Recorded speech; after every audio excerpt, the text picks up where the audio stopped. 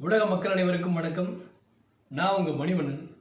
நாளைக்கு பார்த்தீங்கன்னா காடு வெட்டி உலகம் முழுசும் ரிலீஸ் ஆகுதுங்க. காடு வெட்டி படத்தில் நானும் நடிச்சிருக்கேன். காடு வெட்டி படமானது பார்த்தீங்கன்னா பெண்களுக்கான விழிப்புணர்வு படம். இதை நீங்கள் எல்லோரும் போய் கட்டாயமாக பாருங்கள். என்னங்க, இது எல்லோரும் போய் கட்டாயமாக பாருங்கள்.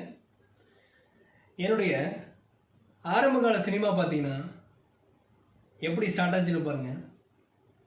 2013-14 வாக்கில் சென்னைக்கு போகிறோம், நடிக்கிறோம், பெரிய ஆள் ஆகிறோம் அப்படின்ட்டு வந்தேன். ஆனால் இங்கே வந்ததுக்கப்புறம் தான் தெரிஞ்சுது டங்குவார் கிளியுதுன்னு. வந்து கூத்துப்பட்டையில் ஜாயின் பண்ணிட்டேன். அடிப்படையாக சினிமா ஆக்டிங் தெரியணும் அப்படின்றதுனால கூத்துப்பட்டையில் ஜாயின் பண்ணிட்டு பேசிக் என்னவோ அதை கற்றுக்கிட்டேன். அது கற்றுக்கிறது அப்புறமா வெளியில் வந்து ட்ரை பண்ண ஆரம்பித்தேன். ஒவ்வொரு ஆஃபீஸாக ஏறி இறங்க ஆரம்பித்தேன்.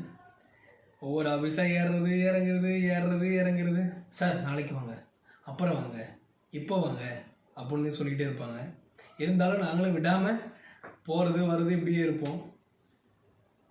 அப்புறம் பார்த்திங்கன்னா ஒரு கட்டத்துக்கு அப்புறமா சன் டிவியில் குலதெய்வம் சீரியலில் எனக்கு ஒரு சின்னதாக ஒரு வாய்ப்பு வந்தது. அதுக்கப்புறமா பிரியமான தொழில் வந்தது சன் டிவிலேயே.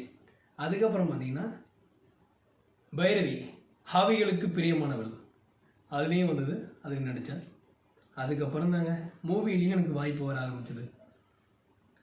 முதல் வாய்ப்பு வந்து பாம்பு சட்டை பாபி சிங்கா படத்தில் வாய்ப்பு வந்தது, அதில் நடித்தேன். அதுக்கப்புறம் பார்த்திங்கன்னா எனக்கு வாய்த்த அடிமைகள் ஜெய் படத்தில் ஒரு வாய்ப்பு வந்தது, அதுலேயும் நடித்தேன்.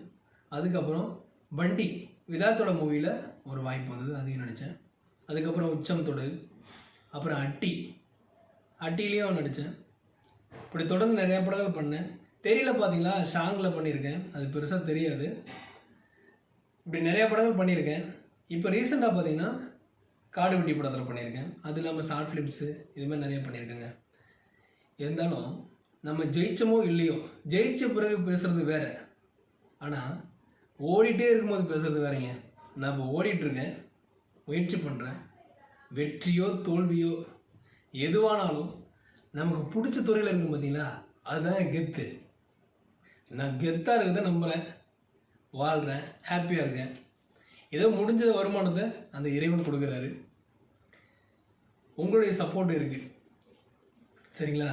இந்த படத்தை பாருங்கள், ஆதரவு கொடுங்க, மேலும் மேலும் வளருவோம். நம்மளால் என்ன முடியுதோ அதை சிறப்பாக செஞ்சுட்டு சிறப்பாக இருந்துட்டு போவோம், சரிங்களா? ஹாப்பியாக இருங்க. ஓகே, நன்றி மக்களே. நாளைக்கு ரோஹிணி தியேட்டரில் காடு வெட்டி படம் எப்படி இருக்கு என்னன்ட்டு பார்க்கலாம்.